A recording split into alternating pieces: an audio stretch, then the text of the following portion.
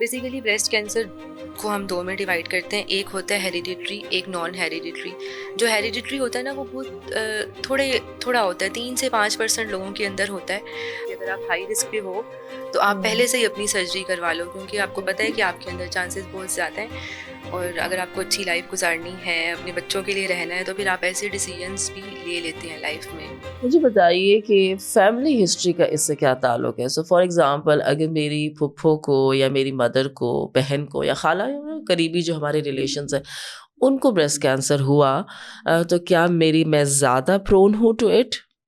अच्छा, ऐसा नहीं है कि आपकी वालदा को, बहन को ब्रेस्ट कैंसर है तो आपको होगा ही होगा। हाँ, मगर जो बाकी ख़वातीन हैं उनके मुकाबले में आपके अंदर उसका रिस्क फिर ज़्यादा बढ़ जाता है। ठीक है। बेसिकली ब्रेस्ट कैंसर को हम 2 में डिवाइड करते हैं। हुँ, एक हुँ। होता है हेरिडिटरी, एक नॉन हेरिडिटरी। ओके। जो हेरिडिटरी होता है ना वो बहुत थोड़ा होता है, 3 से 5% लोगों के अंदर होता है।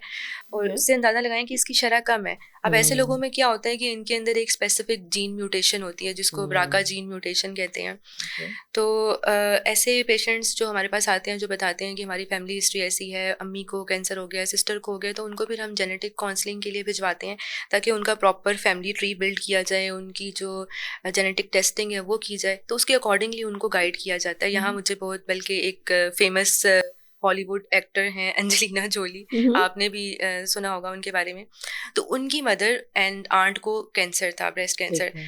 और जब उनकी जेनेटिक टेस्टिंग हुई तो उनके अंदर ब्राका म्यूटेशन पॉजिटिव थी, and then she decided to go for bilateral mastectomy. Like उन्होंने कहा कि मैं एज अ प्रिवेंशन ही उन्होंने अपनी सर्जरी करवा ली, क्योंकि ओके। उनको पता था कि मेरे अंदर रिस्क ज़्यादा है। ठीक है। तो इस तरह हुँ, से पूरे वर्ल्ड, उसके बाद से ब्रेस्ट कैंसर के बारे में बहुत आम लोगों को भी पता चल गया था कि जो है ना, इस तरह से भी होता है कि अगर आप हाई रिस्क पे हो तो आप हुँ। पहले से ही अपनी सर्जरी करवा लो, क्योंकि ठीक आपको है। पता है कि आपके अंदर चांसेस बहुत ज़्यादा हैं। हुँ, हुँ। और अगर आपको अच्छी लाइफ गुजारनी है, अपने बच्चों के लिए रहना है, तो फिर आप ऐसे डिसीजंस भी ले लेते हैं लाइफ ओके, में।